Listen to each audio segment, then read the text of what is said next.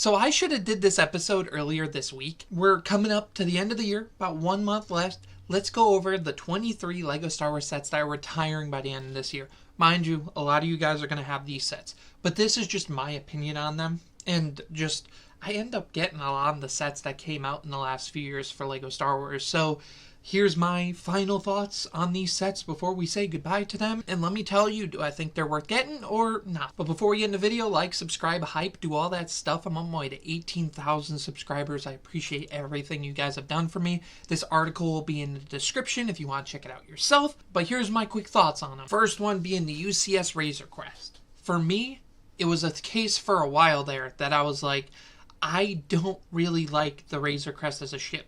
The fact they kept advertising and doing so many big things with the Razor Crest just to destroy it in universe, I was like, that's really weird.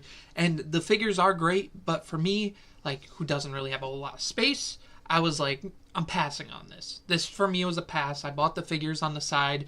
If you were to buy the figures, buy them now before it retires, because then the figures are just going to hike up in price. But for the Razor Crest, especially since it's coming back into Mando and Grogu, get it. Like, if you are even looking at this thing and like, maybe, get it. Because it's on sale everywhere and it's about to retire, so just get it. But while you still can, while it's still available. 22, the UCS X-Wing Starfighter. For me, this is actually a pass. That figure, of course we know, is not exclusive. You could get the keychain, get the little X-Wing fighter, and just mash them together for like 15 bucks. The set itself is also not a great model.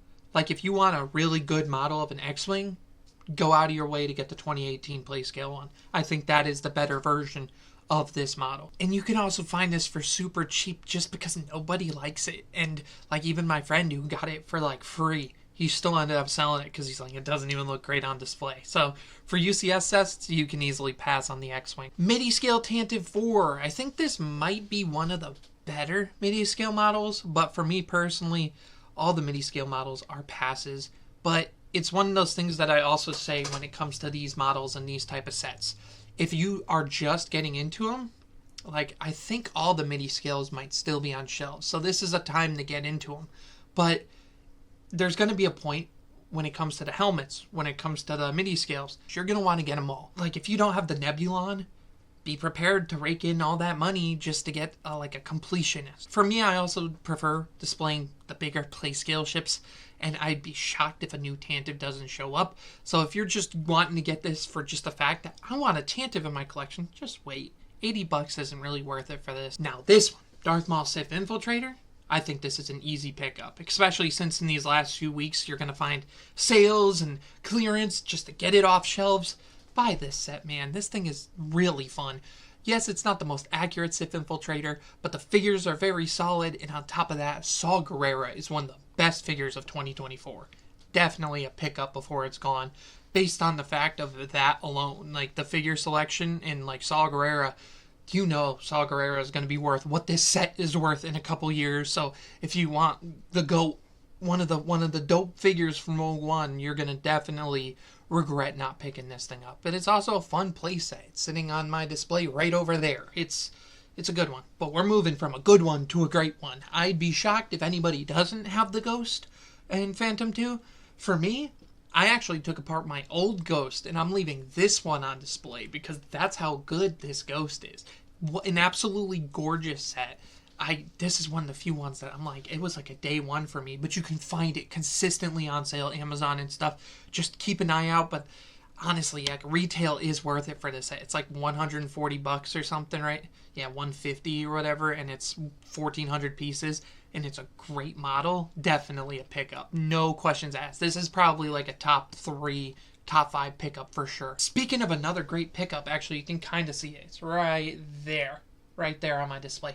Onyx Cinder I got for a pretty good deal, and I realized even after my deal, I'm like, 140 retail for this thing was a great deal. That was a perfect set. Like, I was shocked by how fun the building experience was, the model is, and of course, this guy right here, this goofy little dude, is an amazing figure.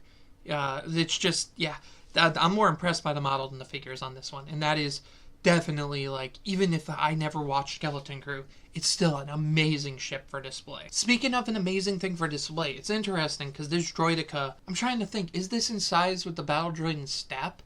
It might be. And either which way, for, what was it, $65, Droideka, it's a pretty good build. It's a really good build. The mini Droideka's trash. I wouldn't display it with the stand or anything. I just display this on its own. And I have it taken apart right now because I didn't know where to put it. But it was one of those ones that, like, very early on, the moment it hit its first sale, I was like, go ahead. If you like the buildable models, definitely a good pickup. This is a very fun build. And for the T6 Shuttle, definitely a pickup for me. I really did like this shuttle. Very nice ship. It's just nice that we finally got this vehicle for the first time in, 12 years or something crazy? And plus, all the figures are beautiful in this set. 4 amazing figures. And it just sucks they all can't fit in the ship, but it's still a very fun model. And I ended up finding one at like 50% off in some stores like months ago.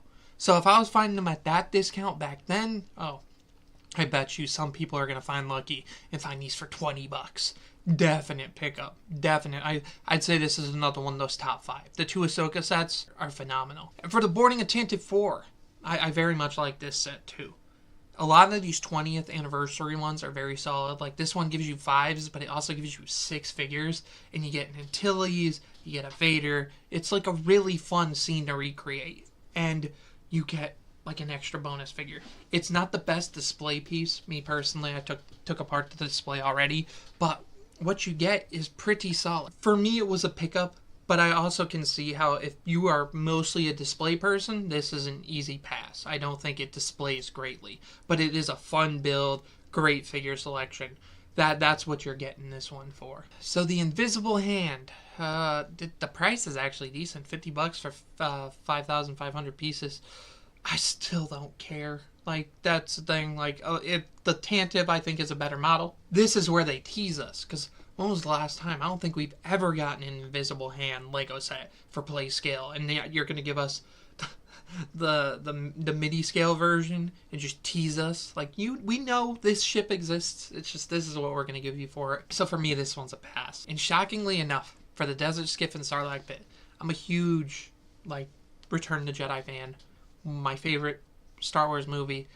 This is a pass.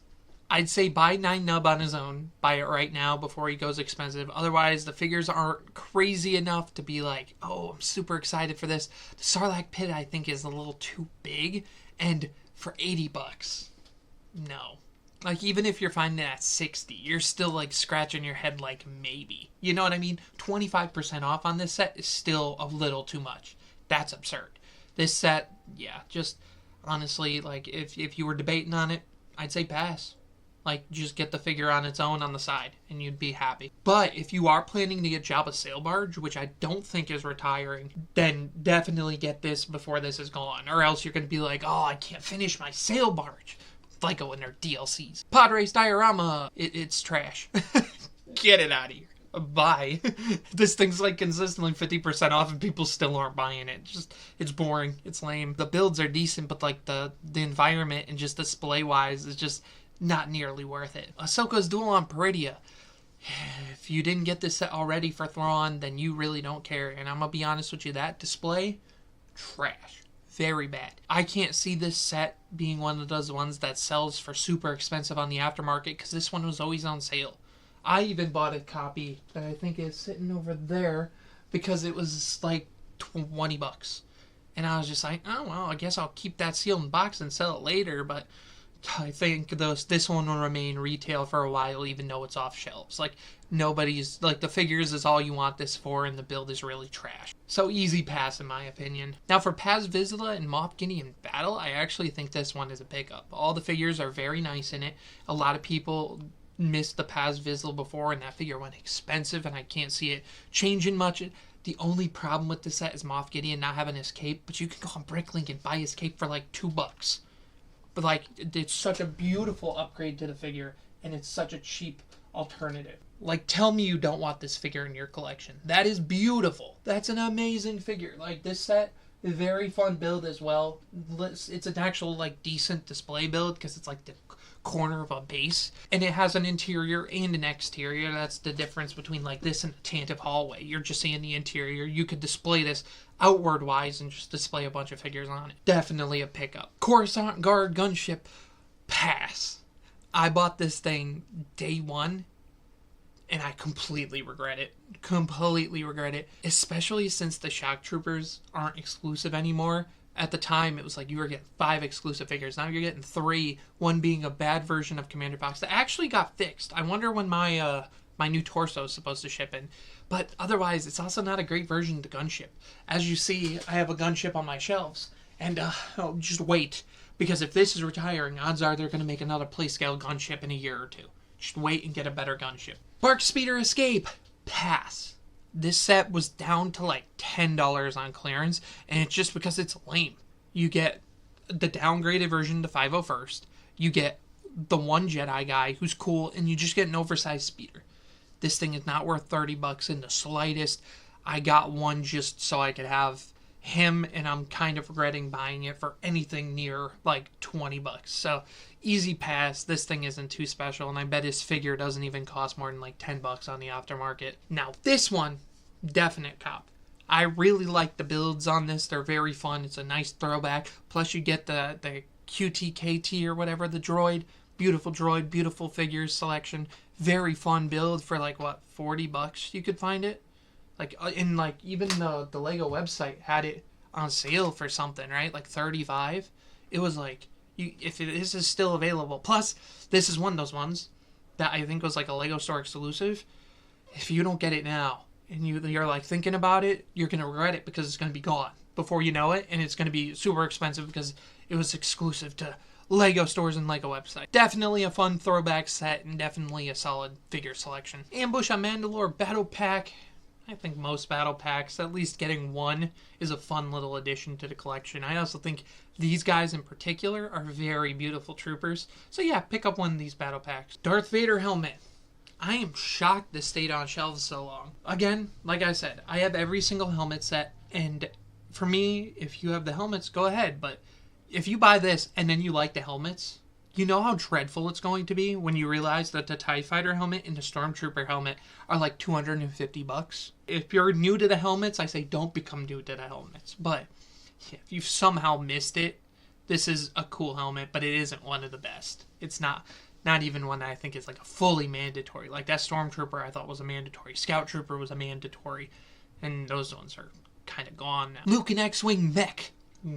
Pass. Now, I always pass on the mechs. I'm never a fan of any of them. And even for the fact that you could finesse out a really good Luke Skywalker figure, I still don't think it's worth it. Pass on this. Now, for the TIE Fighter and X-Wing mashup, this one I did end up picking up. But it's kind of a case where it's still sitting in box. I'm like hesitant on this because that price was crazy. I ended up getting it on sale, like 30% off. And that droid is so cute. Like, the fact that there's an actual Lego droid, that's fun. And according to my friends, these are good models of these ships. So, I'm having faith I'll stream build this one time. But, like, the figures aren't really great enough. So, in all honesty, I say a little bit of a pass. But, if you can find out a good enough deal, I don't see why not. Like, these are 2 iconic Star Wars ships. Crimson Firehawk. You can get this for, like, $20 or something right now. And I'm gonna be honest, just buy Nubs on his own. The build's trash. Like, really bad. My friend gave me this as a gift one time, and Nubs is an amazing figure. But otherwise, trash build. Any of the 4+ are just awful. And other than Nubs, there's nothing to gain from this one. And then the Creative Play Droid Builder, complete pass. A lot of people are saying, like, oh, that Leia figure is going to be expensive. She already is. She already is super expensive. And I'm just, like... I'm very, I love and get, a lot of the Lego Star Wars figures. But this set was just so lame, so overpriced, that, even, an exclusive 20th anniversary figure, I'm passing on that. I don't want it. But that is it for the sets that are in this list. So, let me know what you guys think. Let me know if you think I'm wrong on any of it. But there's some decent sets that are retiring, and then some that are not really. But, yeah, it's kind of crazy when you're sitting there like, oh, which one should you pick up? Because it's like... these sets have been on shelves for so long, you would have picked them up already if you wanted them, really. But other than that, subscribe, do all this stuff, and I'm out. Peace.